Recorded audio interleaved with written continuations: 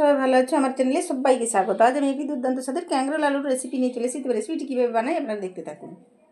কাঁকরোল আলুর সবজি বানানোর জন্য কাঁকরোল আর আলু এরকম গোল গোল করে কেটে নিয়েছি।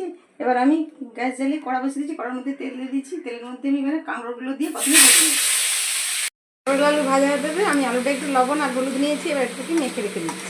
তার জন্য একটা মশলা করেছি, কয়েক টুকরো আদা নিয়েছি আর কাঁচা লঙ্কা আর একটা টমেটো নিয়েছি। এটা মিক্সিতে দিয়ে আমি পেস্ট করে নিচ্ছি। ভাজা হয়ে গেছে, এবার কাঁকরোলগুলো তুলে নিচ্ছি।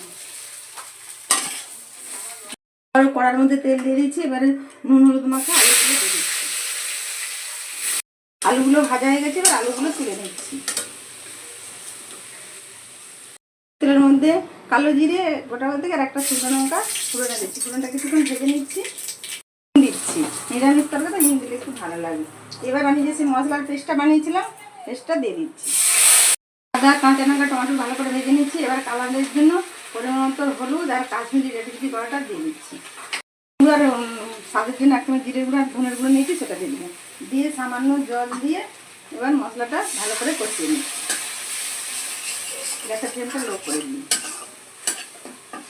কষিয়ে নিয়ে দিচ্ছি, মশলা থেকে তেল ছেড়ে দিচ্ছি। এবার ভেজে রাখা কাঁকরোল আর আলু দিয়ে দিচ্ছি। দিয়ে একসঙ্গে মিশিয়ে নিচ্ছি। এবার মিক্সির ঝাড়টা দিয়ে আমি একবারটি জল দিয়ে দিচ্ছি। এই রান্নাটা বেশি ঝোল ঝোল করবো না, মাখো মাখো হবে, সামান্য ঝোলটা হবে, সেজন্য আমি সেই বুঝে জল দিয়েছি।